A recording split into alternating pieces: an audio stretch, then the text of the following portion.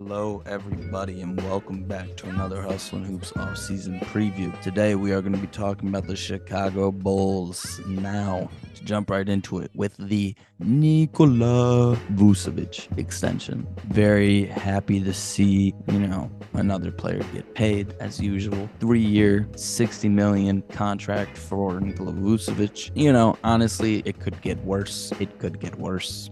If you're a Chicago Bulls fan, he's a good spacer and good back to the basket big and an okay vertical rim protector. It's a big body down in the paint at the very least. Like I said, it could get worse. It could get worse. Honestly, I'm not gonna sit here and pretend like a Vucevic and Patrick Williams front court is the worst thing I've ever seen. So, it is what it is. Honestly, if I'm Chicago, hold on. Kobe White got an extension as well. 3 years, $36 million.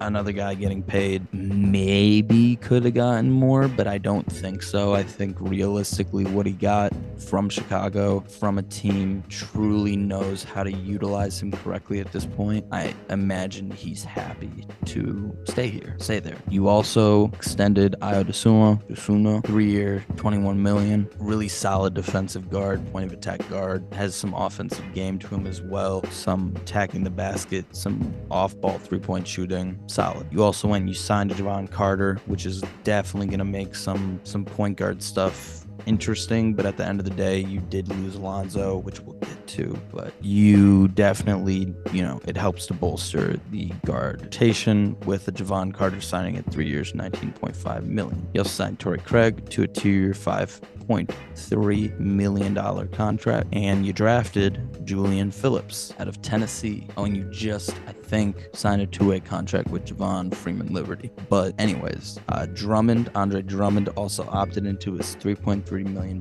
player option, so he's staying around as your backup big, which, like I said, it could get worse. But the Chicago Bulls also announced that our boy Lonzo Ball is not to play all of the 23-24 NBA season. And it just hurts to hear, it's we loved watching Lonzo in high school, man. Yeah, it makes me very emotional to talk about, so I probably won't talk about it that much because injuries really frustrate me. And it sucks to see such a young, talented player,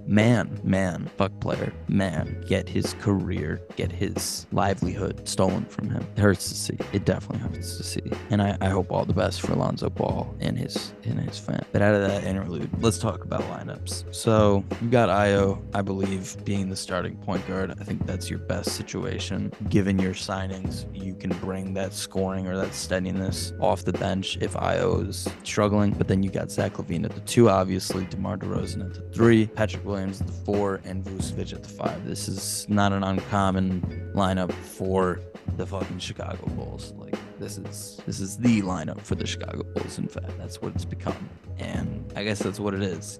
We can talk about that in a second. Bench lineup, you've got Kobe or Javon. Like I said, you get that scoring punch with Kobe, or you get that scoring punch as well with Javon, but more steadiness with Javon. Alex Caruso coming off the bench, probably the best, second best, third best, fourth best, whatever point of attack defender. One of the best point of attack defenders we have in the NBA. Really just disruptive on that end and can be, a decent role player on the other end of the floor. You also have your 2-way contract, Carlik Jones as well, I guess, is there. And then at the backup 3, you got Torrey Craig, and then Julian Phillips as your third stringer. And then you got Dalen Terry as your backup power forward, and Andre Drummond as your backup center. So I held off on this, but I'll ask you, Chicago Bulls fans out there, is this enough for you? Does this make you say, okay, I'm glad that we traded Wendell? Because I doubt you are. And I'm sure that the first round pick that Orlando got this year that turned out to be one of Anthony Black or Jet Howard, I'm sure you're very happy about that. But realistically, is this enough? As a Chicago Bulls fan, are you expecting to do shit this regular season, this playoffs? obviously, last season we had the play-in, and that was close and that was fun, but at the end of the day, it was a play-in game. I don't know. I don't really like this Chicago team that much. I think they should trade away Zach. I think they should trade away DeMar. I think they should trade away Vooch. But it's kind of too late. I mean, you can obviously bail after another like 60 or 90 days, whatever it is, after Vooch can be traded, and maybe you send Zach before that, maybe you send DeMar before that. I don't know. But I personally am not in the camp that this is the team that leads Chicago back to championships. But that's okay, because not every team has to be. Maybe that's not Chicago's goal right now. I wish it was every team's goal, but might not be Chicago's right now as an organization. So I don't know, but I'll see y'all. Peace.